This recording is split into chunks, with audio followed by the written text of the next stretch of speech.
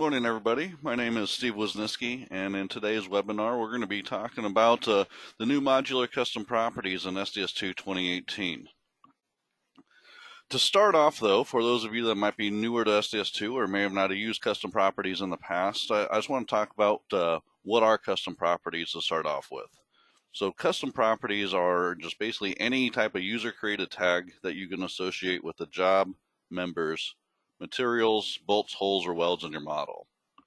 You can use custom properties for tracking purposes, for approval processes, for reporting information as needed.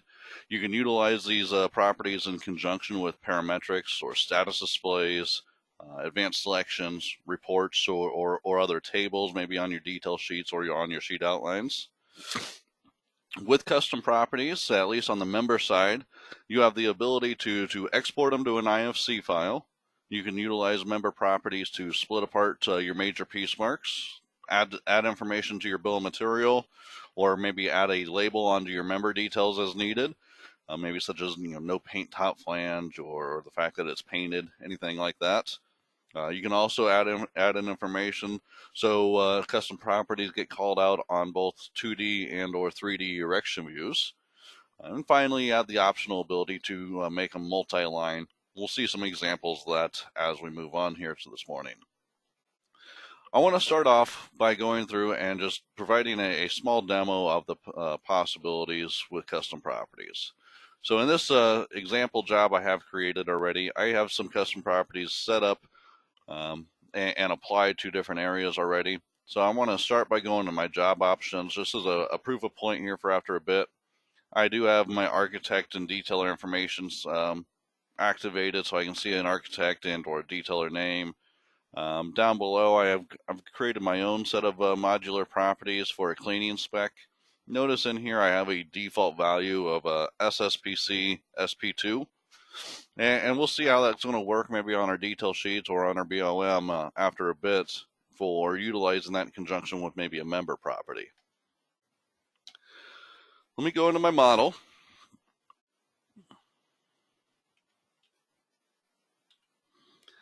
And let's take a look here. The first example here that I want to talk about is going to be utilizing custom properties maybe to split apart piece marks. So I've already applied this property to a few of them, but I have a custom property for painted, and I have it currently set up to split piece marks. So I can see I have these two rolled canopies. All of the rolled items on top here are all the same, effectively the same piece mark, but the front two on either side, I've already marked the custom property as being painted, and you can see it's splitting apart the marks. Possibly if I come in here, maybe multi-edit, and in my member edit window, I can go down to properties. And here is my painted option that in my own set of modular properties. I'm going to check that option on and hit OK and OK.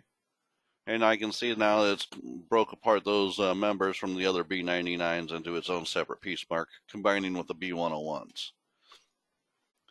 So with that, I can also go through and maybe utilize status display to easily color code or hide or mask different items in my model based upon custom property status.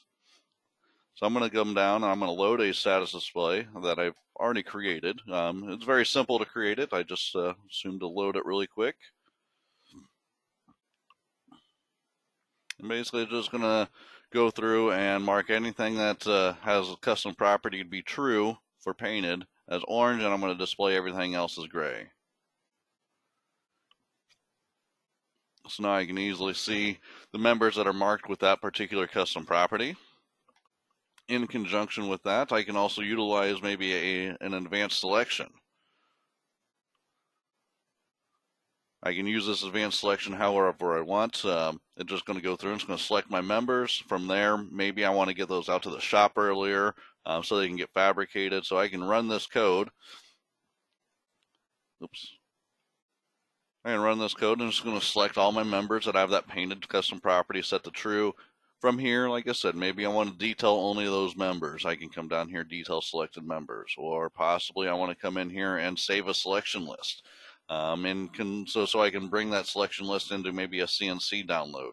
Only select the members that are painted so I can get those out to the shop or get CNC files for them quicker. As well, I can go through maybe generate a report that'll give me pertinent data about my custom property set members. So for this example, I'm going to just edit a few other members here. Notice when I made that multi-edit, I do have mixed member types. I have a column and some beams. When you multi-edit members of different types, it'll just immediately bring up the custom property window. Obviously, I can't bring up and share a column and beam edit window all in one. So the multi-edit made, I'm going to come down here and check on my painted option. I saw my status display turned on, so it automatically color codes those. From here, maybe I want to run my report.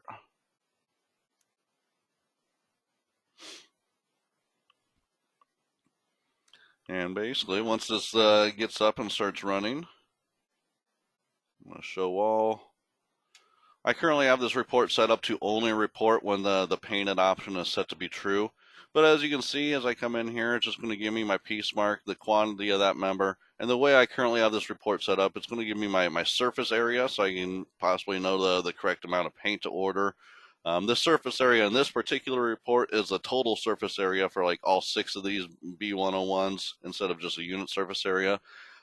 We can change that up, just how I put together the report. So those are a couple examples of using a Boolean or a checkbox in conjunction with some other tools. I've got a couple other custom properties set up that I want to show you that I can use in conjunction with maybe parametrics and doing other items along those lines. So this is going to be tying into add to member label configuration, which is going to allow me to display custom properties on my 3D and or 2D erection views. So this custom property that I have set up, let me show you the actual custom property set. I've created 2 properties called left end shear load and right end shear load. The intended behavior for this is that any member that has some type of user input load or auto is unchecked for my shear load on beams, I want to run something that's going to populate those custom properties only when the shear load is marked to user or not auto. So I got an easy method to do so. I'm going to run a parametric that will just automatically look for that information and populate the data for me. Now, like I said, I can get that custom property information displayed on my erection views through member label configuration. So here I can see my user input loads on my members that I have removed the auto checkbox on. Now, there's times where you may not want to see all these member labels on your inside your model. So one thing I want you to be aware of is in your display options, I can optionally turn off custom properties from being displayed. They're still on the member, so I can easily show that there. As well, I do want to point out that with those custom properties applied and set up to be on my member label configuration, if I detail an erection view now that has some of those members on there,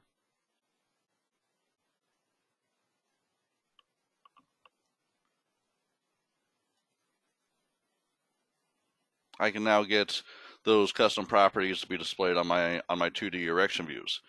Just like your section size or piece mark or possibly end elevations, if you're displaying those in different areas, these are just member labels. So I can come in here, I can select it, I can drag it around. If I edit it, it's going to bring up my erection view cleanup. So with this, with custom properties and the member label configuration, once you add them in there, you will find that you have the optional ability to turn them on and off, just like you can with your piece marks or section sizes on any other erection view. So maybe I don't want to see my left end and right end shear loads on this beam. I can still turn those on and off as needed.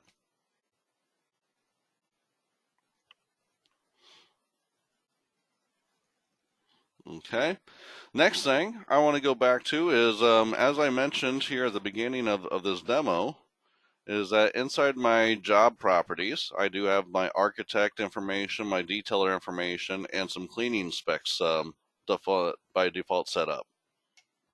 So I'm going to go into my model, and I'll just use this maybe B18 for my first example. I'm going to edit my B18 and go into properties. And in here, I can see that I have a custom property in here for cleaning specs. And I have a value already filled out in here for this one particular member, SSBC SP10. And then as well, just as a proof of point, if I come over to B20 and go into my properties, I have nothing set for my cleaning specs. So what we can do is we can utilize these custom properties with reports that will be added as a table onto maybe my sheet outline or on my detail sheets. This particular example for the cleaning specs that I'm going at is that if my member property is going to be empty, such as it is with B20 here, I want my detail sheet or my sheet outline just to show my default property for cleaning that I have set up in my job properties. But if it's got a member override, then I want my sheet outline or my detail sheet to show the actual member property for those cleaning specs. So let me go through and I'm going to detail B18 and B20 really quick.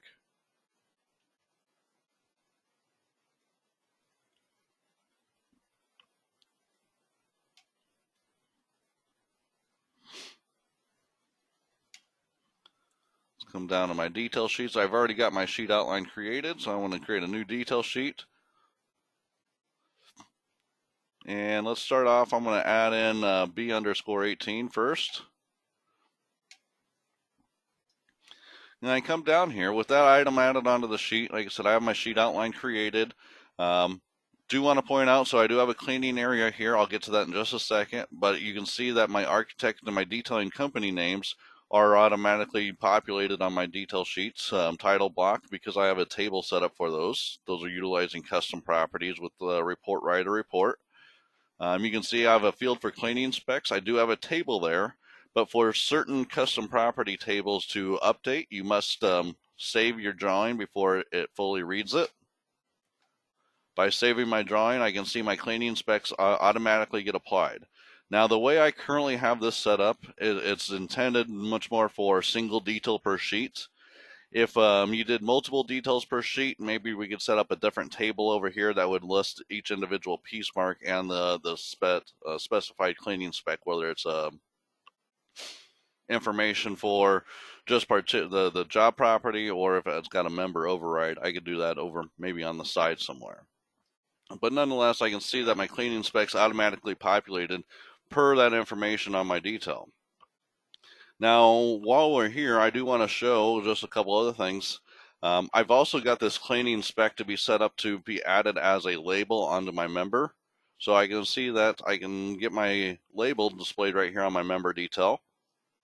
And I've also got this particular property set up to add to my BOM. So up here, I can see my remarks column. That cleaning specs added into the remarks.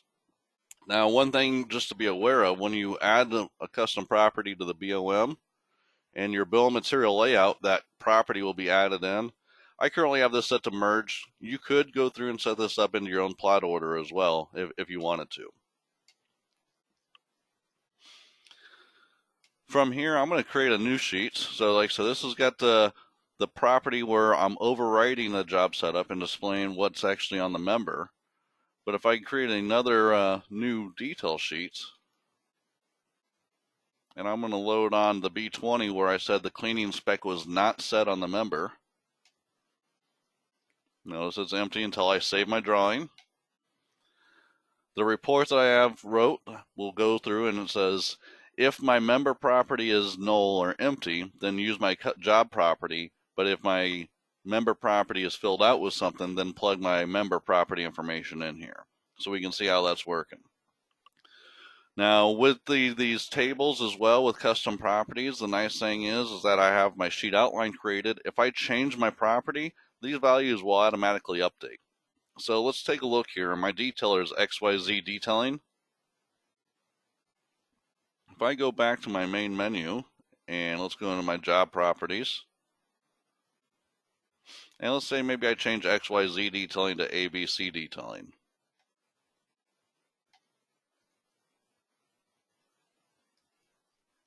Notice how that automatically updates. Basically, it's giving you the ability to make a single change in one location without having to go through and maybe do a paste to several or a find and replace of a label. Just makes your life that much simpler, one less step to have to worry about down the road.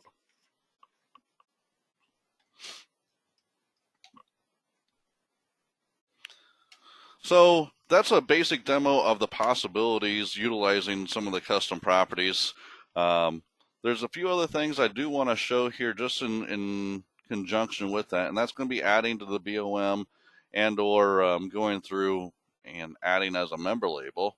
So what I want to do is I'm going to come through and I'm going to find a couple members here. And what I want to talk about is what happens when I add to a member label or add to BOM and the member quantity is greater than 1. So if I come through and I have a property that's not set to split piece marks, I could possibly have different properties set to members that all have the same piece mark. So let's go through and I'm going to just find a couple members here in this regard. And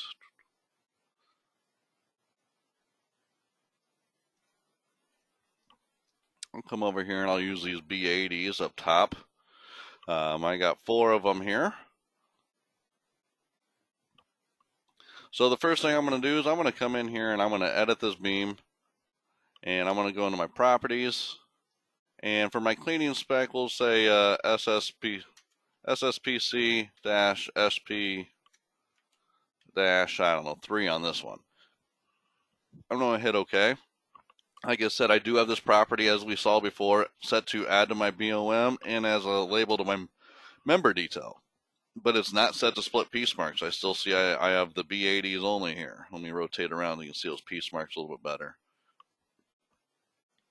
All right, so now if I go through and I detail B80, let's see what we get. As you saw there, I only applied that custom property to 1 out of those 4 members. So when you're adding information to a member detail, such as this cleaning spec, I can see that it's going to list per member number if they're not all the uniform. So member number 90 has got the SP3, while 91, 92, 93 are unspecified, or I could type something different into those, and it would say, SP1 or SP4 or SP2, whatever I'd want it to say. If I look at my bill of material, I can see there's my remarks of information. Now there's a couple things I want you guys to be aware of. Let me go through and I'm going to change out of this and I'm going to make a small change in my model. So I'm going to edit the B80 here and I'm going to remove my custom property for cleaning on that particular member. And I'm just going to edit a different one, or maybe for that matter, I'll multi-edit the other 3. And I'm going to specify cleaning spec for those 3 members, but I forgot the 4th one. Now when I go through and I detail this member,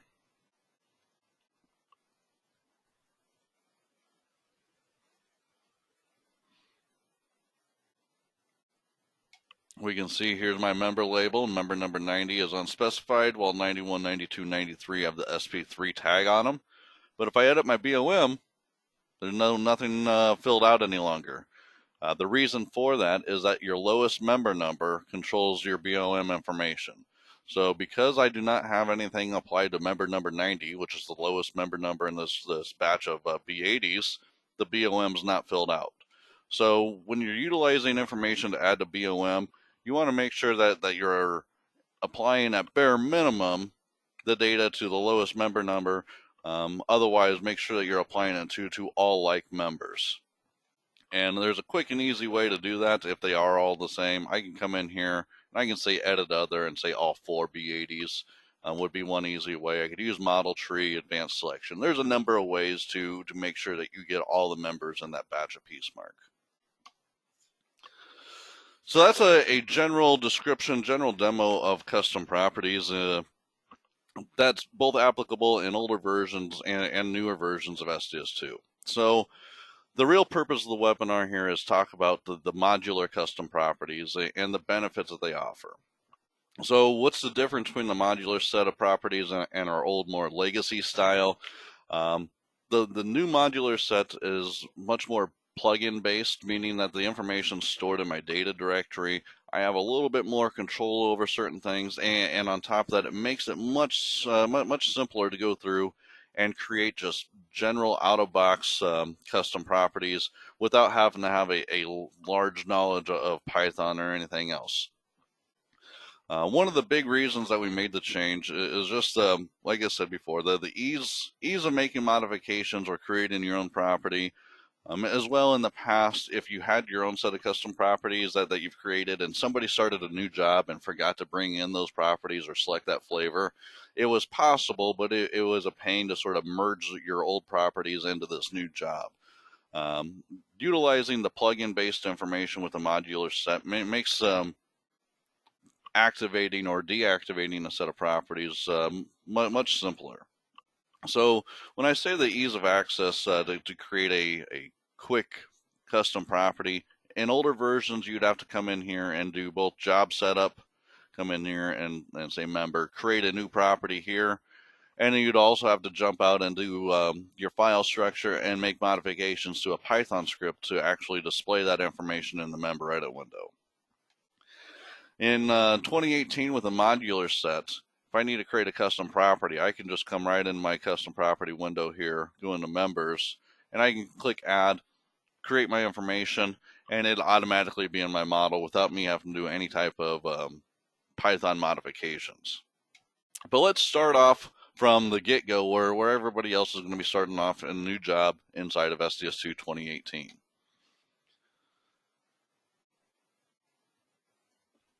So the first thing that you're going to do when you start a new job, I'm going to come in here, I'm going to say change project, I'm going to click new,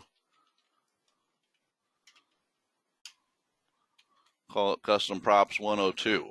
So if you've converted a job or maybe you've already got some stuff set up for a seed project that you guys always copy from, if I come down here and say copy job information from or copy job from, notice that I do have an option here to copy custom property schemas. If I've converted a seed job up that's got all my setup in there and I check this on, you will be using the old style custom properties. With the new set of modular properties, there is no mixing the old style and the new style. It's either all one direction or all the other direction. So I do recommend that if you do want to start utilizing the modular property set, that even if you have converted a job up for setup purposes, when you start a new project, come in here and uncheck this so you have access to, I don't know if you guys saw by unchecking that this flavor field became, I guess, activated before it was sort of grayed out. This flavor field controls what set of custom properties you want to utilize. We offer, if you don't want to use any, you can set it to none. The collaborative, DD legacy, and electronic approval, those are all carryover from older versions. If you want to utilize the old style of properties, you still can for right now. Utilizing these will not give you access to the modular set.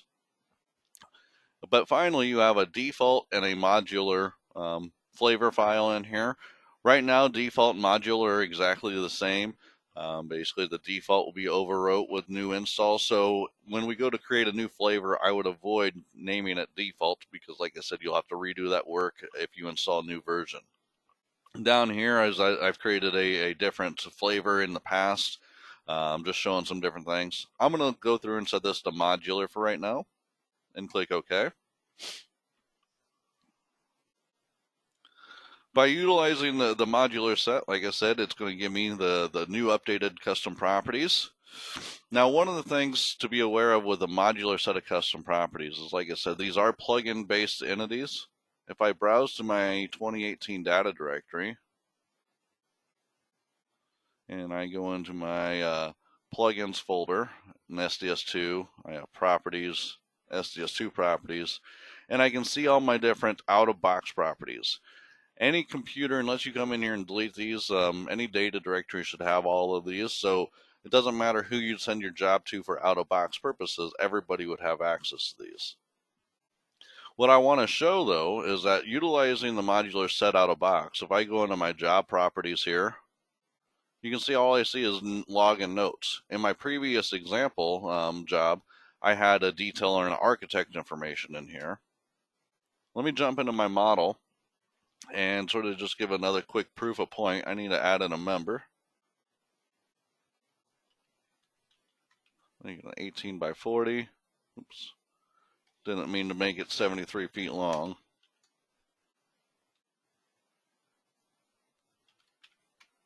There we go. Something more reasonable.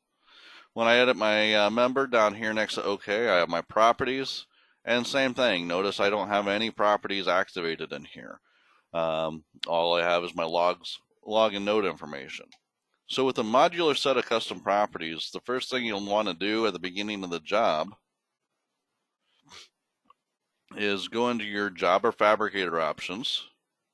Underneath job setup, I have my custom property fields. The first thing I need to do is activate or turn on the property sets that I want to utilize in this project. So I'll go into Manage Plugins. Inside of Manage Plugins, here's all the default modular set of properties I have access to. So possibly I want to turn on like the architect information. I can see how this is a job property. I do have one material property in here, or the other ones are going to be members. If I want to activate one, I can come in here and turn on or select it and click activate. I'll do that to a few of them. I'll select a job for the detailer and activate it. And then finally, maybe I want to come down here and do the detailer for the member properties. Now in my previous example job, I had some of my own custom properties as well in there. Because those are plugins, I can still see them here. So if I wanted to activate those in this job as well, I easily could. I don't need to copy anything else in. These are just part of my data directory. I can activate them and immediately start running with them. So with those few activated, I'm not going to turn on the ones I've done by my custom ones. If I open up my job properties now, oops,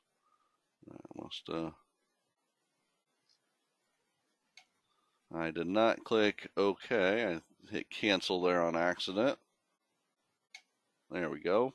Now if I go into my job properties, I can see I have access to those new modular sets. So like I said, maybe I want to put in my architect again. And we'll go back to maybe XYZ detailing. I can utilize other information in here just to have all that information filled out right here in my job. I don't have to jot it down on other Excel sheets. I can store that information right in my job from my job site of properties. If I go into my model and I'm edit a member, I now have access to my detailer set of custom properties. Instead, maybe I'm utilizing this for some type of model approval. I can come in here and track who input the member, possibly who detailed it, JK, whatever else I can fill out in here. And then utilize this still with the status displays, reports, advanced selections, anything I'd want to help me check and review the model.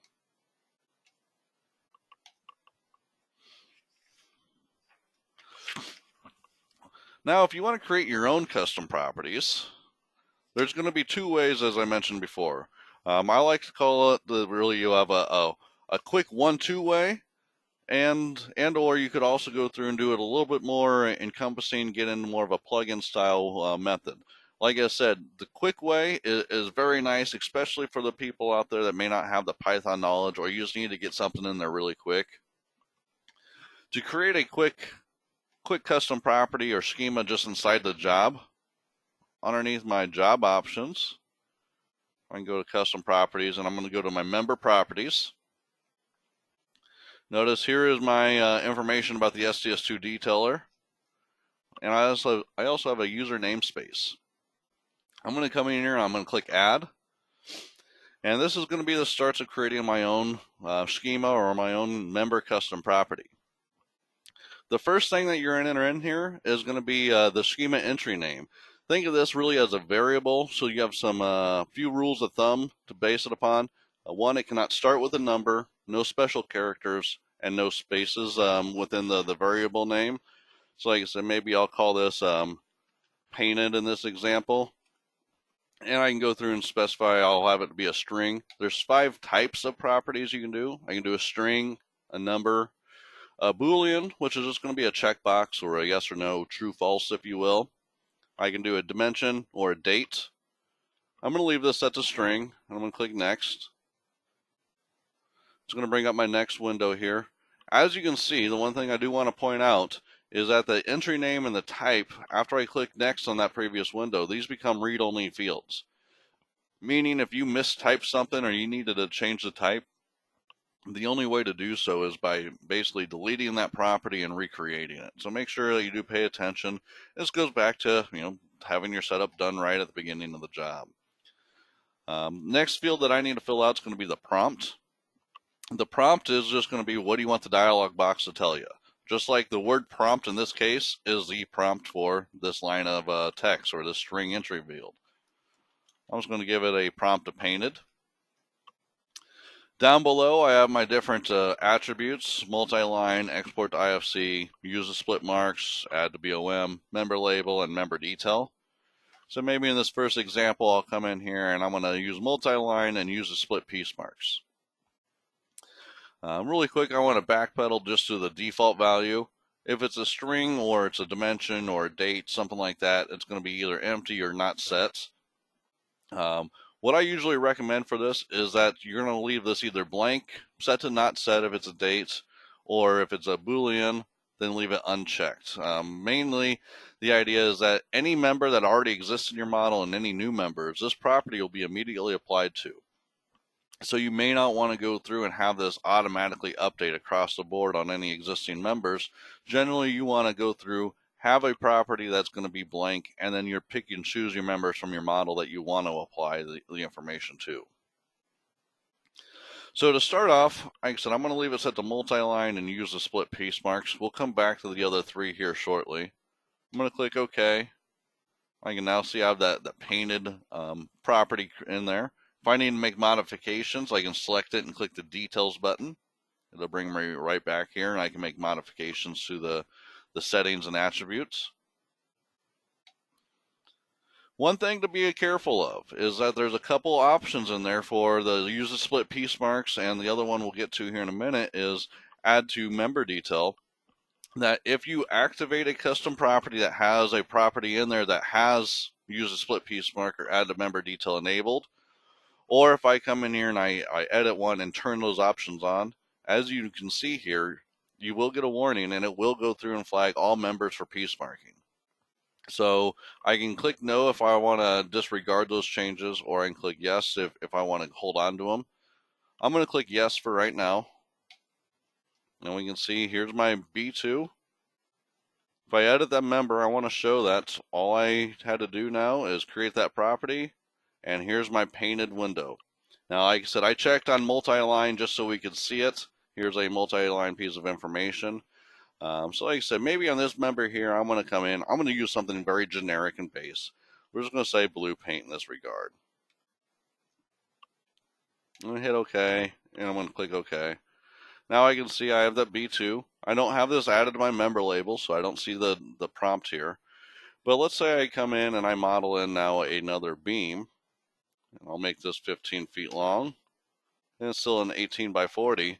Notice it does not get the same piece mark even though those are identical. The new member I added in has my painted field empty, while the other one was set to blue paint. So if I come in here and type in blue paint again on this member, the system will now combine the piece marks. But if I come in on another one and possibly, let's say, change that. So it's not just the fact that there's something filled in there, but the string of text matches. So maybe this one has red paint. It'll have a separate piece mark. Even though they're identical, they have different strings of text filled out in there.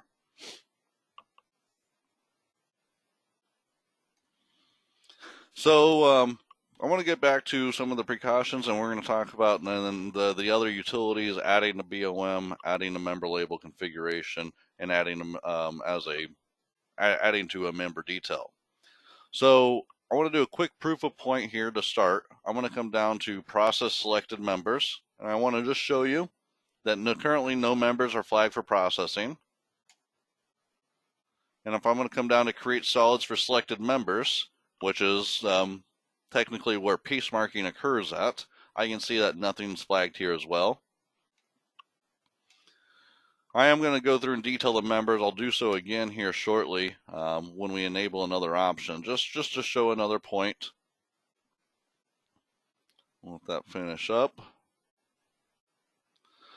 If I go back into my custom properties and go back to my member information, in this example, I'm going to uncheck use a split piece marks, but I will go through and maybe add the member label configuration. So I unchecked use the split piece marks. That's the bigger point that I'm getting at right now.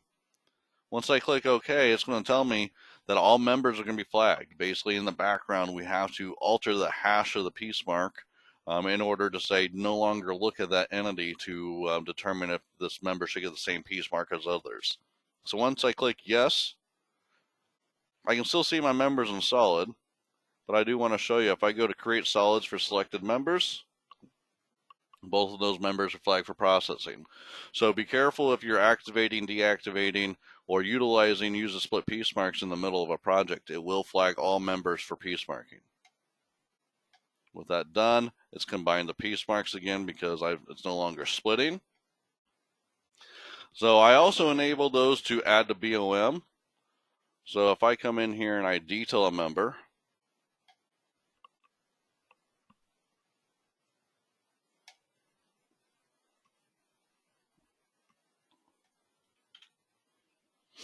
it doesn't immediately show up in my BOM. The reason for that is you have to also make sure that you go through and in my bill of material layout, oops, on here, I must have not clicked OK there again.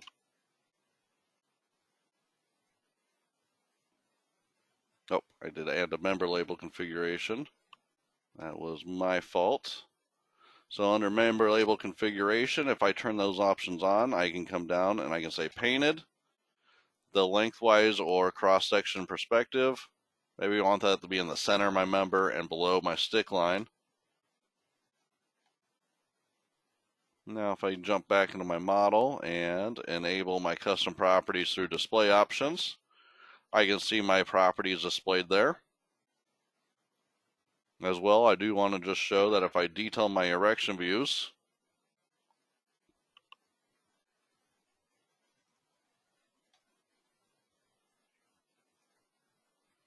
that I get the information called out here as well.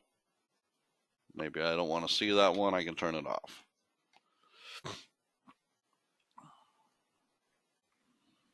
Now let's go through and enable add to BOM.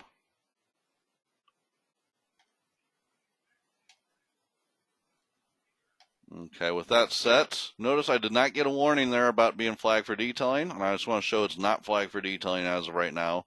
I will go through and I will redetail this.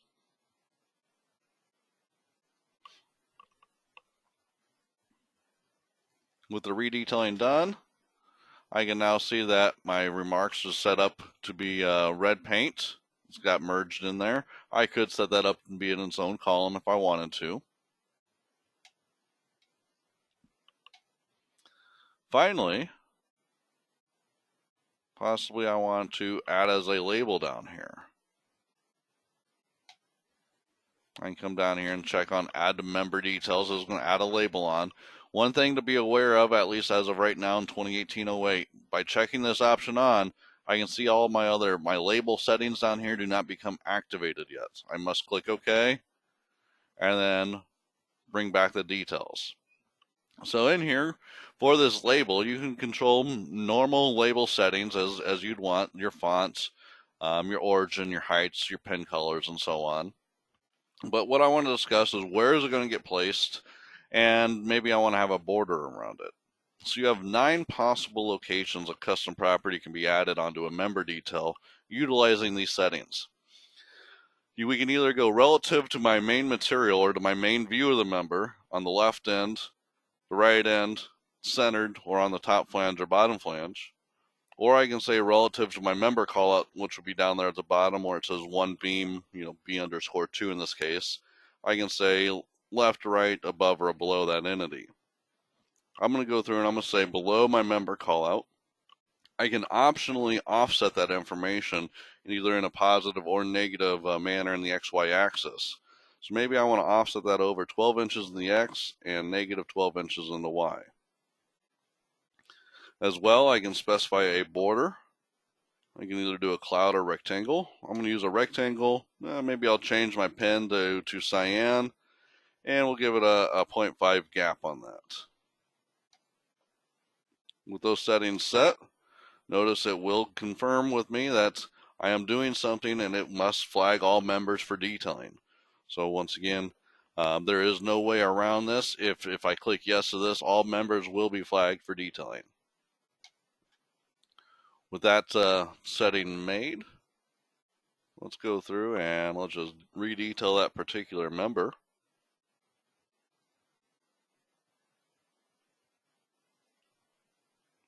And now I can see my callouts down there.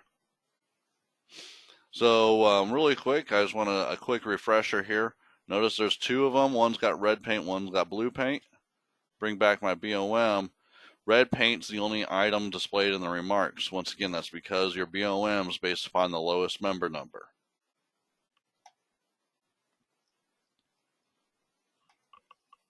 So that's one way I could go through and create a quick and easy way to create my own custom properties within my model. I want to show you now maybe a little bit more complex way, but gives you a little bit more maybe functionality across the board, utilizing the modular set and maybe creating our own plugin. So I'm going to start off, I'm going to close out, and I'm going to browse back into my 2018 data directory. As I showed before, the actual plugins currently are not stored inside my job. They're inside my data directory. So if I go into my plugins, SDS2, properties, SDS2 properties, here are all the ones that come with us out of box. So, there's the architect for the job, the detailer for the job. I'll scroll down a little bit farther. There's information in there for the member information as well. I do want to show that if you want to come in here and make modifications to these, if I edit one of these Python files, that these files are encrypted, so you're not going to be able to make modifications to any of these. And as well, you can't really reverse engineer these particular items, but we do provide examples that you can go through and utilize.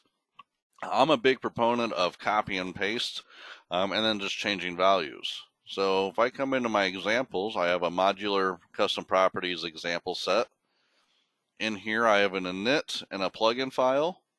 The plugin file is required as well. It's just going to be a file with the word properties in all caps and square brackets in there. That is a important file.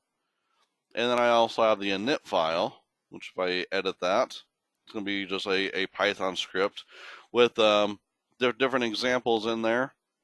We're going to go through and we're going to create our own plugin right now. So what I like to do is I'm going to come in here and I'm going to select those two files. I'm not worried about the PYC or the compile file. That'll get generated once I start SDS2 with my new plugin. I'm just going to copy those files. I'm going to go back to my properties. And I'm just going to create a new folder outside, just in my SDS2 properties folder here. And we'll call this my_props. From here, I want to paste those two files in there. Now I'll edit this init file. So here's just going to be a basic set of examples. Like I said, I'm a big proponent of utilizing copy and paste reverse engineering instead of retyping all of this out over and over. So the first thing that I want to do is I want to go through, and if you can picture back to my member edit window when I go into properties, I had that user namespace and maybe detailer, job properties had architect in there as well. I don't want it to say user namespace. I want to be able to control that a little bit more, have it say something different where it says, Steve's properties or XYZ detailing properties, something along those lines. The first thing I want to do is I'm going to come in here, I'm going to find the areas of example properties. I'm going to change that to what I want it to be for my plugin. So I'm going to come in here for the first one. I'm going to say my props. As I scroll down, I can see the class here. The class is going to be what's actually going to get displayed in the member edit window. I won't say my props or anything else like that. Come in here, I'll say my props in that regard. The prefix, same thing, my props. The next line here, this item type, this is what type of custom property you're creating. In this case here, it's member. Maybe I want this to be a job property. I could do that. We're going to leave this being a member property. We do provide examples for each type of properties type that you can have. Like I said, when I was going through the basic portion of it, you can have a string, a date, a boolean, a dimension, or a number. So we do provide options for each one of those. This first list is basically just a list of the properties. Think of this as the schema name, especially if you're familiar with the old style of properties that we had. Down below we have our column title. Notice this is a bit more of a string type of an entry versus a variable type of an entry. I can have spaces in this one. I'll call it my props. Same thing, my custom property leaf. So this is for the gadget window, so I can see the information on the left-hand side of maybe my member edit, my properties. I'll call it my props as well. And if there's any other instances of example properties that's not a comment line, I'd make those changes, but that should be all of them. The next thing that I also want to do is I have two fields in here for GUIDs. The GUIDs are going to be very important to modify. You don't want to have multiple plugins with identical GUIDs. You will cause problems. So we need to go through and modify these. These are both for the leaf and then as well for our full transfer options. So the easiest way to generate your own GUID, how do I populate that? Where do I populate that from? The easiest way I'm going to do is I'm just going to go into my internet browser.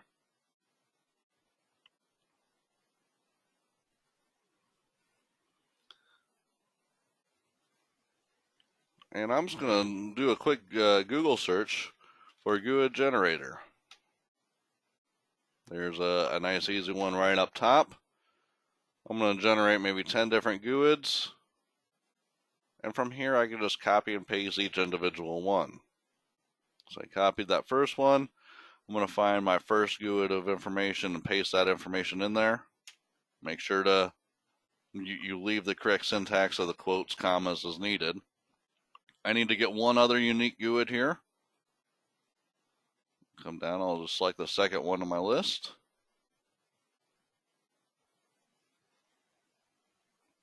And we'll replace that one. So now I've got at least the basic structure of it done and modified. What I need to do now, or what I could do, is go through and maybe make modifications and create my own custom property include in here. Now I could go through and I could get rid of all of these old ones. I'm going to leave those in there for just ease of purposes. But I am going to go through and maybe we want to create a new custom property of my own. Maybe I want it to be a boolean or a checkbox here for painted purposes. So this first item here, praiseworthy, is going to be a boolean. We can see the default value is going to be false or unchecked. And this option here is set to use the split piece marks. And the prompt is going to be praiseworthy. So I want to create my own property. I'm going to come in here and I'm just going to copy that line of code. I'm going to go to the end. Oops.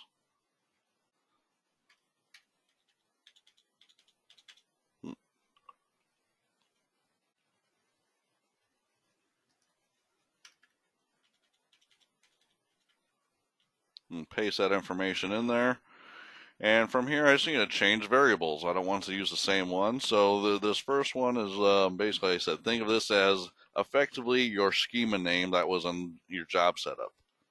I'm going to call it painted. It's still going to be a boolean. I still want it to default to false. This one here, I do want it to use this split piece mark. I'm going to leave that set to true. And the prompt for this one, I'm going to change it to painted. So now I've created the schema. Now I need to modify the dialog box, if you will. So down below, I have a build widgets function. And I can see this is the information calling out a little bit more directly about the dialog box. I can see this is a checkbox. Its parent location is sub-dialog. The schema name is praiseworthy. The prompt is whatever I have set for the praiseworthy prompt in this regard up here. And then I'm just adding a string of text that says use a split piece marks, just so anybody knows that's utilizing this job or this property set that this option will go through and break apart member piece marks. So what I'm going to do is I'm going to copy this line of code.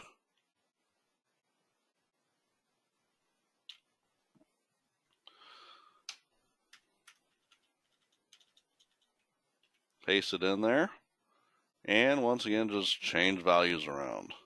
Painted. Still a checkbox. It's still going to be in sub-dialog. The schema entry name is painted.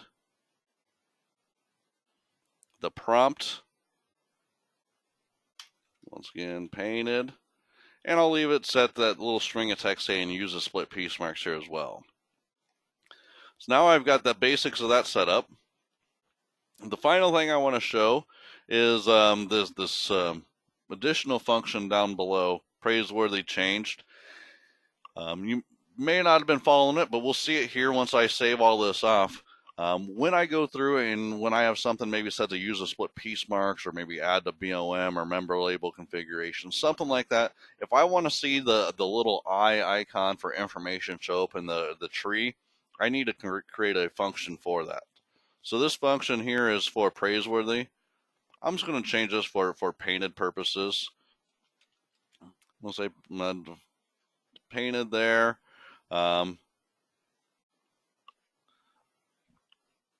If painted dot get, and then like I said, just changing the values. Oops, painted and painted.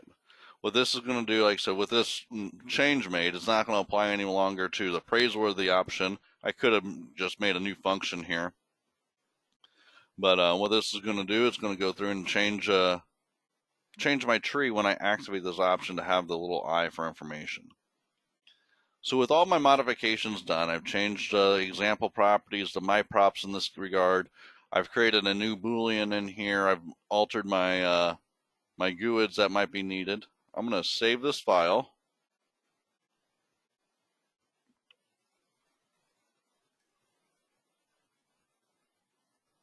And just for good measure, I'm going to close SDS2 completely and relaunch it. Now, once again, just like with my other modular set, I've created a plugin. In order for me to utilize that, I have to come into my job setup, manage plugins. Here's my props. It's available. I need to activate it. If I click OK here, once again, I have two properties in here that are set to split piece marks. So it's telling me if I enable this or activate it, all members will be flagged for processing. Now if I come into my member properties, there's my props. There's the different items that I have. Here's the painted entity. If I click details, notice that it's set to use a split piece marks. One thing to be aware of when you're using the plugin based information is that if you create a plugin, these tags, the split piece marks, add to BOM, and add to member label or add to member detail, you must specify the code within the Python script to turn these on or off. Member label configuration and export to IFC can be overwrote inside the job through this window, but the other ones you have to set through the plugin. Once again, if I just click add in here and create my own schema within the job, I have access to all of those. I'm going to click OK, OK, and OK. And I do want to show that I can come in and we'll edit one of my members. Oops. There's my props. Here's my options. I was talking about that function that would cause information or a little eye to show up. If I check on painted here, you can see the eye show up. That's because of that final function that was in that Python script. So once again, this is set to use the split piece marks. So with painted checked on, I had two B2s.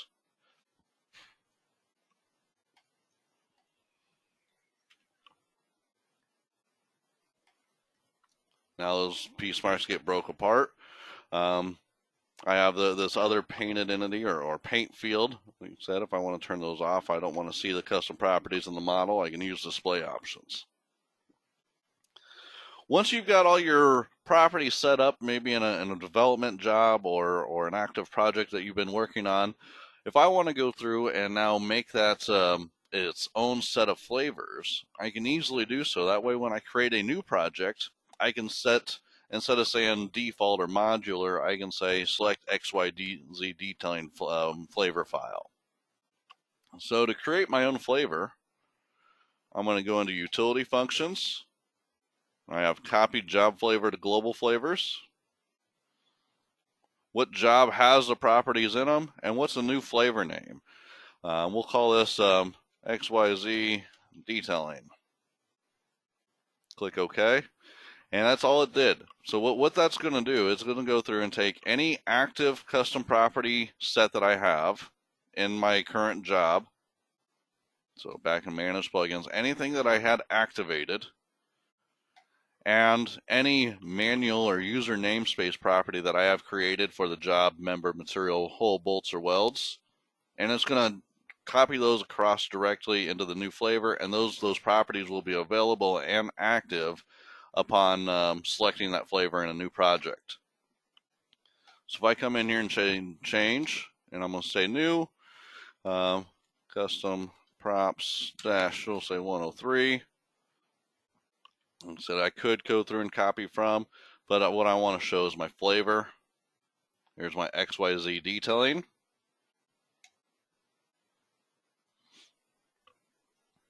Okay, with those changes made, I want to show, if I go into my job properties again, that those are automatically activated. The values don't come across that I had set, which we wouldn't want to, but it will go through and have those turned on automatically. If you recall correctly, at the beginning of the creation of a new job that I did earlier, I had to go through and activate those plugins through my job setup. I also want to show just a proof of point that if I go into my model and let's add in another beam,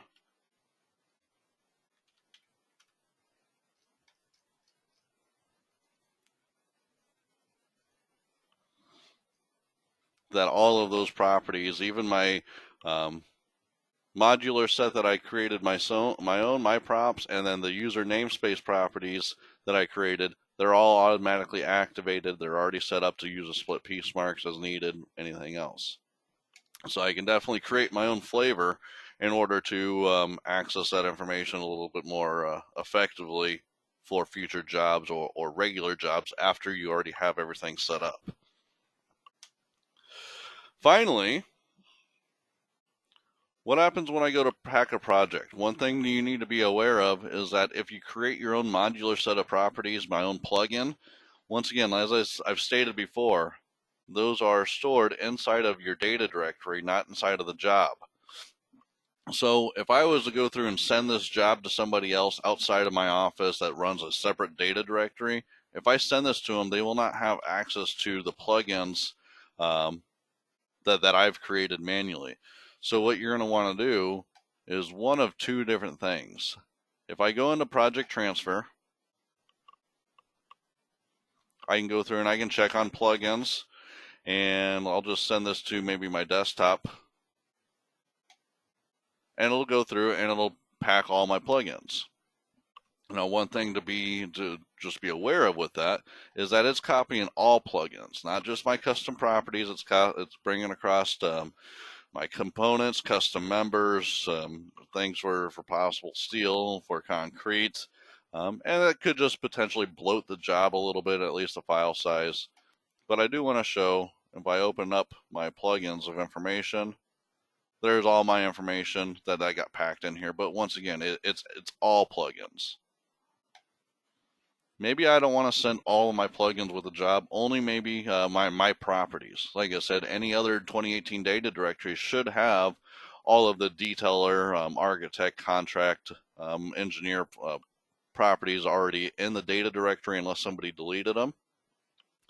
So one thing if I can do, if I just want to bring across one or two of my own property sets is underneath utility functions, before I pack the project, I can go into my plugin manager here.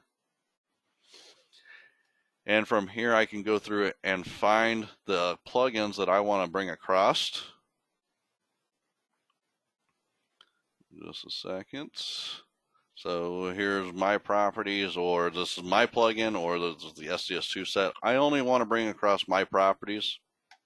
So there those are. Now when I go to project transfer, I am not going to pack my plugins. I'll go through and send that to my desktop again.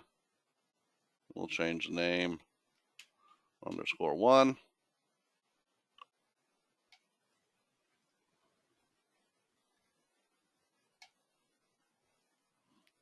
And what I want to show is in my plugins, there's just a one set of plugins that I told it to copy. Now if I send this to somebody else outside of my office, they will have access to manipulate, change, and or set my custom properties here as well. In conclusion here, like I said, custom properties have a great deal of power. You can use them in conjunction with advanced selections, reports, status displays, parametrics to mass update entities. You can use them to split piece marks, at least on the member side. You can add information to your BOM, have information displayed on 2D and or 3D erection views, and or add them as a label under your member detail, and as well tying them into maybe your sheet outline, your title blocks to get information filled out there. Custom properties have a wide array of uses for any type of tracking that you'd want to do. If you have any questions, feel free to contact myself or your support representative. Thank you.